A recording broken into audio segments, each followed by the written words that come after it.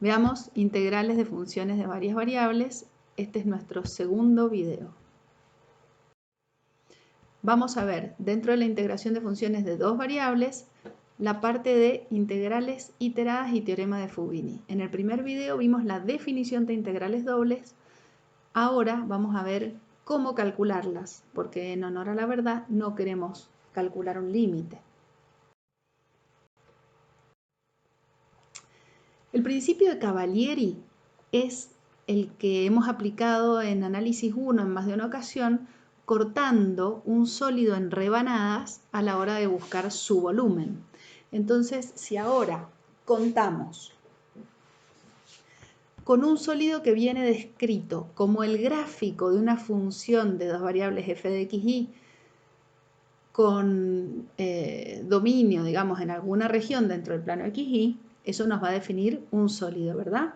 Si para cada valor constante de x, que define uno de los puntos dentro de esa región a donde está definida la función, podemos calcular el área, que claramente será una función de x, como alguna integral. En ese caso, esta sería una integral de las de análisis 1, donde x sería un valor fijo, sería este valor de x que hemos elegido acá, ¿verdad? Si luego pudiéramos sumar las áreas de todas estas a de x, obtendríamos el volumen, o sea, calcularíamos primero una integral con respecto a y, manteniendo la x como un parámetro, digamos, y luego integraríamos con respecto a x. Eso nos permite calcular lo que se llaman integrales iteradas, la integral de otra integral. Si podemos expresar para cada x el área de esta rebanada, llamémosla a de x, ¿sí? Entonces luego podríamos integrar desde a hasta b la función a de x y obtendríamos el volumen del sólido. Eso ocurre con algunos sólidos. ¿Con cuáles? Con aquellos que se obtienen o que se describen como que están debajo del gráfico de una función f de x, y sobre una región R que nosotros vamos a llamar x simple. ¿Por qué? Porque la podemos describir a esta región R como que x va desde a hasta b, y para cada x la y correspondiente va desde una función g sub 1 de x hasta otra función g sub 2 de x. Otro tipo de sólidos se pueden describir como la región comprendida bajo el gráfico de una función f de x, y no negativa, y sobre una región R que sería y simple. En este caso la y va desde un valor fijo c hasta un valor fijo d, y para cada uno de estos valores de y, la x va desde una función h1 de y hasta una función h2 de y.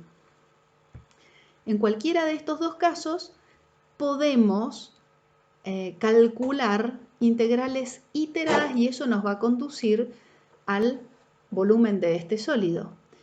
Entonces nos estaría dando lo mismo que la integral doble correspondiente, ¿verdad? La integral doble, recordemos que es un límite de una suma de Riemann, pero estas integrales iteradas, intuitivamente pensamos, nos tendrían que dar el mismo valor que esa integral doble, y la ventaja es que estas las sabemos calcular.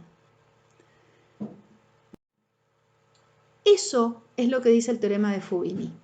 El teorema de Fubini dice: si f es una función continua en la región R y la región R es rectangular, o sea, está formada por pares ordenados de números, a donde la primera componente es un elemento del intervalo cerrado B y la segunda componente toma un valor entre C y D, entonces la integral doble que definimos en el primer video como un límite de una suma de Riemann será igual a cualquiera de las dos integrales iteradas, integrando primero con respecto a y, haciendo que la y tome valores desde C a D. Esto nos va a dar una función que va a depender de x, porque esta x dentro de esta integral va a portarse como una constante. Y luego esa función obtenida la integramos con respecto a x desde a hasta b.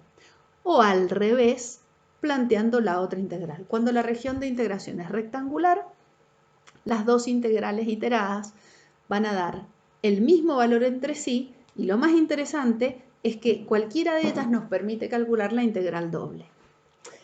Si la región R de integración se define como que la x va desde A hasta B y para cada valor de x la y correspondiente toma valores entre una función g sub 1 de x y g sub 2 de x, siendo g sub 1 y g sub 2 funciones continuas en el intervalo AB, entonces la integral doble se puede expresar de esta manera. Y por otra parte, si R está definida al revés, o sea, con y tomando valores entre c y d y la x entre funciones continuas de y, entonces la integral doble se puede expresar de esta otra manera. Lo que tiene de muy importante este teorema de Fubini es que nos relaciona la integral doble como la tenemos definida, que es un límite de una suma de Riemann cuando este límite existe, con las integrales iteradas que sabemos calcular.